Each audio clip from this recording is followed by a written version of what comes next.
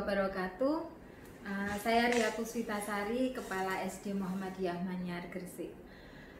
Selama menjadi kepala sekolah, ada banyak sekali kejadian-kejadian, peristiwa-peristiwa yang itu menjadikan pengalaman tersendiri bagi diri saya, dan tentu saja ini bisa menjadi pembelajaran dan refleksi bagi diri saya pribadi. Selama kurang lebih saya menjadi kepala sekolah itu mulai tahun pelajaran 2021-2022, dan saat ini ada di pertengahan tahun pelajaran 2022-2023 ini. Tentunya banyak sekali hal-hal yang mungkin itu termasuk dalam kategori, ya, seseorang mungkin bisa mengatakan ini dilema etika atau bujukan moral seperti itu. Tetapi lebih dari itu, apakah itu dilema etika atau bujukan moral,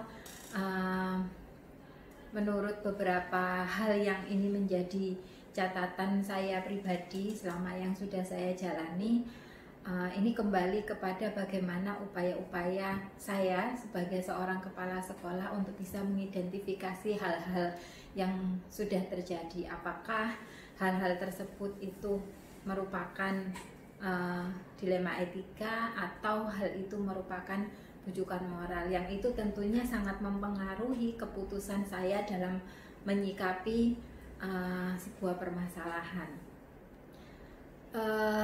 Khususnya terkait kondisi kemarin di pembelajaran 2021-2022 dan menginjak ke tahun pelajaran 2022-2023, di mana di sana juga ada kejadian pandemi COVID-19, ya, peralihan dari online kemudian menjadi tatap muka terbatas sampai kemudian diperbolehkan menjadi tatap muka penuh. Tentunya ada banyak hal dilematik yang itu sangat ya menguras tenaga dan pikiran kami sebagai pimpinan sekolah.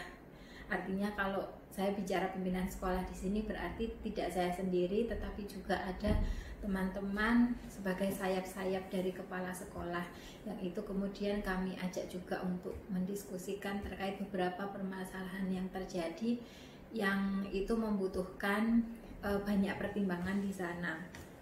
Misalnya saat pandemi, ada sebagian kecil wali murid yang itu masih sangat ragu-ragu untuk bisa memasukkan anaknya ke sekolah karena mungkin dari Ikatan Dokter Anak Indonesia belum memperbolehkan, sementara pemerintah Kabupaten Gresik sendiri sudah mempersilahkan tatap muka namun masih secara terbatas. Nah, ini kemudian menjadi polemik di beberapa wali murid, meskipun yang seperti itu sebagian kecil, kemudian yang sebagian besar juga sudah menyetujui tatap muka terbatas. Dan bahkan ada sebagian lagi yang itu menginginkan anaknya masuk tiap hari, artinya ya sudah seperti tatap muka penuh begitu. Kalau kami tatap muka terbatas kan sistemnya menggunakan ganjil genap begitu, ya, sehari masuk sehari tidak. Nah, 3 kelompok wali murid ini yang kemudian kami harus benar-benar matang mempertimbangkannya. Apakah kami mempertimbangkan berdasarkan hasil akhirnya, artinya kalau saya menggunakan end-based thinking itu kan berarti mana yang mayoritas dipilih oleh wali siswa. Nah, itu yang kemudian kami jadikan sebagai acuan. Atau kalau misalnya saya berpikir dengan konsep rules based thinking, artinya ya udah peraturan dari pemerintah itu yang sepenuhnya kami jalankan. Nah, ini juga akan menjadi dilema mungkin bagi sebagian wali murid yang lain begitu. Atau mungkin bahkan yang ketiga, kalau misalnya saya menggunakan care based thinking, yang itu mungkin lebih banyak kepada kira-kira mana yang itu bisa menguntungkan bagi saya dan lain, dan lebih banyak ke sekolah seperti itu. Nah, ini yang tidak bisa kemudian bagaimana saya tidak terjebak kepada tiga hal ini, yang itu menjadi tantangan yang luar biasa bagi kami di pimpinan sekolah, yaitu kepala sekolah dan jajarannya. Nah, ini yang kemudian kami harus banyak melakukan semacam mungkin riset kecil-kecilan begitu, yang itu kemudian kami gunakan angket di mana bagaimana sih kita menggunakan angket itu untuk mengukur dulu sebelum kami memutuskan sesuatu, yaitu bagaimana sih kira-kira kesiapan wali murid itu. Sebelum ke kesiapan, bahkan kami menggali dulu pengetahuan wali murid terkait dengan COVID-19 seperti apa, kemudian persiapan mereka di rumah seperti apa. Kira-kira kalau Ananda itu diperbolehkan masuk sekolah, apa saja sih bekal yang harus disiapkan oleh Ananda dari rumah, yang itu menjadi tanggung jawab sekolah, menjadi tanggung jawab orang tua. Apakah orang tua mampu atau bersedia menyediakan itu? Kemudian akses atau layanan transportasi apa yang digunakan Ananda ke sekolah? Apakah itu kemudian kebutuhan tersebut kemudian apakah bisa dipenuhi orang tua atau tidak? Nah, ini yang kemudian kami gali. Kemudian dari situ juga artinya kami arahnya kepada inquiry appreciation ya, yang dimana kita melalui untuk bisa ke inquiry appreciation itu kami melakukan mungkin ada yang mengenal dengan metode Bagja begitu, yaitu buat pertanyaannya ya tentang masalah apa yang dialami itu tadi, kemudian menggali mimpi kira-kira kita itu pengennya meskipun masih pandemi yang itu masih peralihan dari online ke tatap muka terbatas sampai nanti harapannya tentunya mimpi kami adalah ke tatap muka penuh sehingga anak-anak bisa terhandle dengan lebih maksimal. Kemudian ambil pelajaran dan kemudian rencana kami ke depan seperti apa yang itu akan kami komunikasikan juga dengan wali siswa, juga dengan puskesmas sebagai salah satu layanan jika ada kasus di sekolah, ada tambahan kasus positif misalnya di sekolah, dan juga pihak-pihak yang terkait lainnya. Lalu kemudian kami bisa mengatur eksekusi. Dari beberapa rencana itu kemudian mana yang kita bisa eksekusi lebih dulu. Nah, akhirnya ketemulah konsep pointed life hybrid learning itu, yang itu bisa menguatkan konsep tatap muka terbatas di SD Muhammadiyah Manyar. Saya rasa ini menjadi sebuah hal kajian kasus yang itu mungkin menurut beberapa orang mungkin itu adalah hal yang sepele, tinggal yang mau masuk tatap muka ya silakan tatap muka terbatas, yang mau masuk tiap hari ya silakan masuk tiap hari, yang masih tidak mau ya silakan tetap pada pendiriannya. Tetapi kami mencoba bagaimana menyatukan ketiga kelompok ini, yang itu kemudian kita coba untuk fasilitasi secara lebih keren gitu mungkin ya, terkait dengan digitalisasi pendidikan saat ini. Nah, ini kemudian yang mungkin ditangkap oleh beberapa media televisi di luar sana yang kemudian tertarik dengan konsep tatap muka terbatas yang kami angkat, yang itu tentu saja hasil dari proses diskusi dan analisis yang mendalam dari tim pimpinan di SD Muhammadiyah Manyar. Saya rasa itu pengalaman kami yang bisa kami ceritakan di sini. Intinya adalah kami melakukan kalau bisa disingkat itu 3 hal begitu ya, yaitu memetakan yang seharusnya seperti apa. Itu artinya ada kasus seperti ini seharusnya seperti apa, kalau ada kasus seperti ini seharusnya seperti apa. Kemudian kami mengumpulkan fakta-fakta dengan dengan angket itu tadi yang kami sebarkan kepada wali murid. Kemudian baru kami memilah-milah kira-kira pihak-pihak yang nanti akan dilibatkan itu siapa saja, sehingga keputusan ini menjadi sebuah mungkin bisa diterima oleh semua pihak, tidak hanya oleh kalangan tertentu yang itu punya suara terbanyak, atau oleh kalangan tertentu yang mungkin kita merasa kasihan. Terima kasih.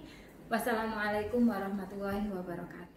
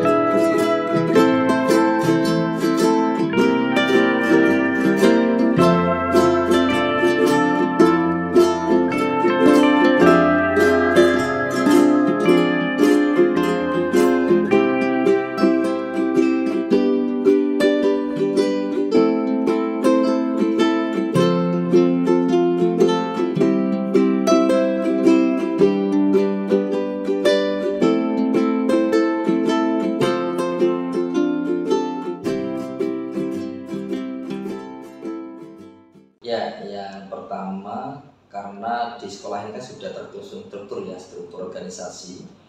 Di situ ada wakil kepala sekolah, ada bidang-bidang yang memang menangani banyak teknis di sekolah. Pertama identifikasi tentu dari mereka, dari teman-teman tim teknis itu yang melakukan data-datanya. Kemudian dilaporkan kepada saya untuk kemudian menjadi identifikasi. Nah selanjutnya nanti saya akan pilah-pilah mana yang menjadi prioritas harus segera saya selesaikan dan mana yang harus bisa kita selesaikan berikutnya. Intinya mekanismenya lewat bidang-bidang yang teknis yang ada di bawah kepala sekolah.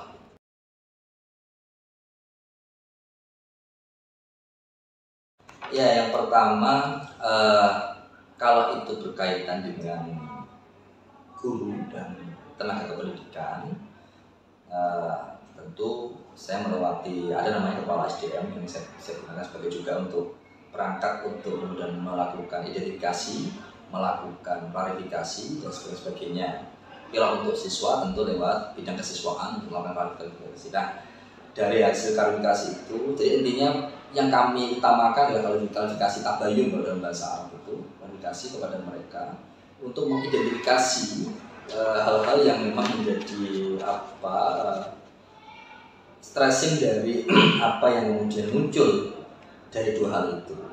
Nah kemudian setelah itu penanganannya saya melakukan kegiatan coach kepada mereka dengan harapan bahwa kedua kebenaran atau dua kebajikan yang muncul itu kemudian bisa dengan sadar, dengan kemudian usaha yang mereka lakukan sendiri untuk bisa mencari solusi terkait dengan itu. Jika kemudian coach itu kemudian belum berhasil, tentu saya punya pandangan-pandangan yang bisa menjadi alternatif pilihan terhadap dua hal itu, apakah dua-duanya dilaksanakan ataukah mana yang dilakukan dan sebagainya. Artinya penanganannya satu sekali lagi klarifikasi tabayun, kemudian kedua melakukan coach, kemudian melakukan pembimbingan terhadap dua hal yang baik itu supaya tetap tidak ada yang saling dikalahkan, tidak ada yang saling dinegasikan, tapi benar-benar dua-duanya bisa kita akomodir dengan baik.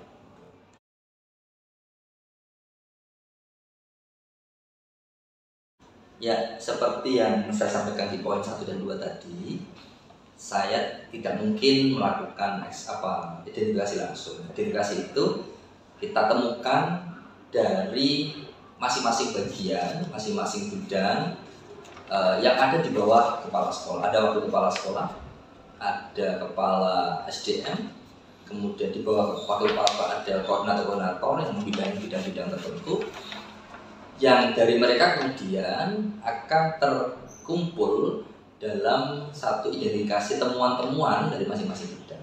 Dari temuan-temuan itulah yang kemudian nanti selanjutnya jika memang bisa diselesaikan oleh masing-masing bagian bidang, mereka akan laksanakan sesuai dengan kapasitas SOP yang sudah ditetapkan. Namun kemudian jika itu memang harus masuk pada ranah kepala sekolah, maka kemudian hasil yang sudah dilakukan oleh teman-teman itu pembimbingan atau pemecahan masalah itu kemudian dibawa ke kepala sekolah sebagai data awal untuk ditindaklanjuti. Dan setelah itu di follow up dan sebagainya sampai ketemu solusi yang terbaik. Jadi mekanisme seperti itu.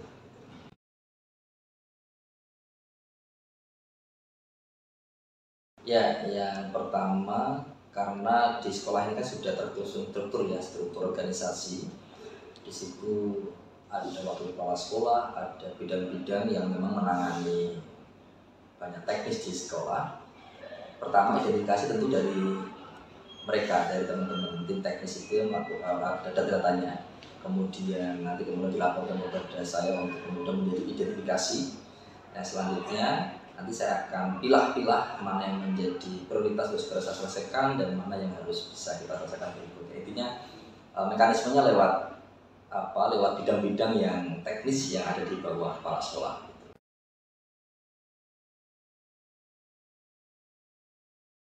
Ya, tantangan utamanya tentu soal ini ya, awalnya soal keterbukaan pasti. Jadi ketika teman-teman terutama baik itu guru, tenaga pendidikan maupun siswa itu soal keterbukaan. Kadang mereka itu tidak mau terbuka pada case-case yang menjadi stressing dari persoalan-persoalan itu.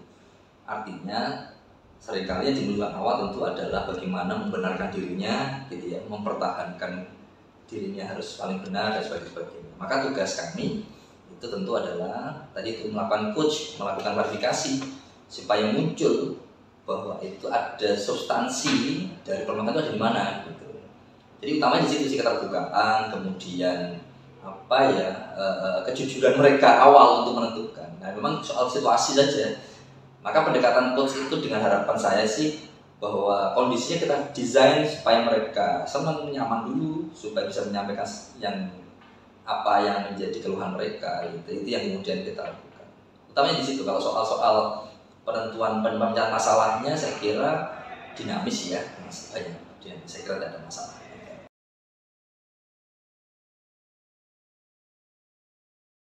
Saya prinsipnya jika memang ini maksud saya disesuaikan dengan kebutuhan ya, kebutuhan kondisi.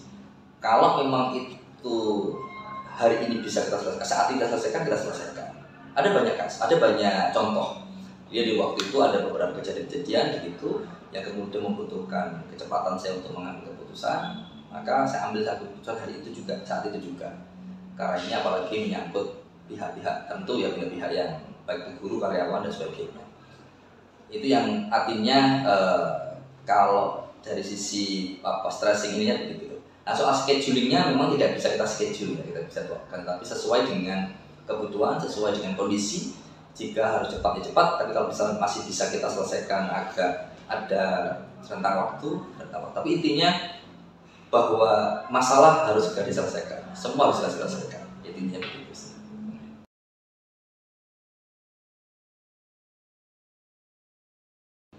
Ya seperti yang saya sampaikan sejak awal, poin 1, 2, 3 sebagainya. Saya punya perangkat, kami punya perangkat secara manajemen, ya perangkat yang itu saya percaya tentu dengan dengan kesepakatan SOP, dengan kesepakatan item-item yang tidak boleh tidak boleh keluar dari item itu. Artinya sudah saya pastikan bahwa SOP kemudian perangkat-perangkat yang kami gunakan itu bisa dilakukan oleh siapapun secara akuntabel gitu ya, secara transparan atau akuntabel terutama ya. Nah setelah itu dari hasil perangkat-perangkat itulah yang kemudian memudahkan saya. Karena apa? Karena mereka sudah memunculkan data, memunculkan hasil kajian, memunculkan hasil, kalau itu memang hasil pembinaan, dia sudah ada data pembinaan. Yang selanjutnya nanti saya hanya tinggal memberikan justifikasi penyelesaian, tapi tetap dengan menggunakan pola-pola coach yang tadi saya sampaikan di awal.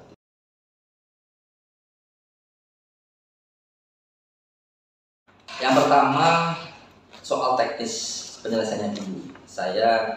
Ketika saya belajar tentang melakukan coach ya, dan kemudian bisa melakukan itu dengan baik, ternyata memang energi yang kita keluarkan tidak terlalu besar. Karena apa? Karena coach itu kan mendorong orang untuk menyelesaikan masalahnya sendiri dengan sadar. Gitu. Itu pembelajarannya adalah bahwa semua orang sebenarnya prinsipnya adalah orang yang baik, hanya mungkin butuh dibantu untuk bagaimana mengeluarkan solusi-solusi yang ada di dalam dirinya. Pembelajaran yang pertama itu. Pembelajaran yang kedua bahwa pola pendekatan humanis dalam penanganan problematika, manajemen problematika dunia kerja, terutama di sekolah, itu menjadi syarat mutlak. Jadi tidak bisa kemudian asal perintah, asal ini gitu ya, tapi harus secara humanis kita ajak bicara, kita ajak mereka untuk menemukan sendiri permasalahannya di mana, dan kemudian mencoba menggali cara menyelesaikan. Sisi humanis itu ternyata setelah saya terapkan cukup bagus, ya, cukup bagus. Termasuk misalkan ketika saya melakukan temuan langsung ada sebuah persoalan temuan langsung, ketika saya ajak bicara dengan pola-pola humanis, dengan cara-cara coach tadi itu, ternyata hasilnya cukup luar biasa. Dan tidak ada yang merasa tersakiti, tidak ada yang merasa disalahkan atau dilemahkan, tapi justru menjadi penguat bahwa ternyata mereka menyadari bahwa mereka punya sesuatu untuk menyelesaikan masalahnya. Termasuk saya, artinya saya juga banyak belajar dari teman-teman bahwa menghadapi setiap masalah itu butuh orang lain, butuh orang-orang yang pas untuk bisa membantu menyelesaikan masalah. Itu pembelajaran yang bisa saya petik dari kegiatan itu.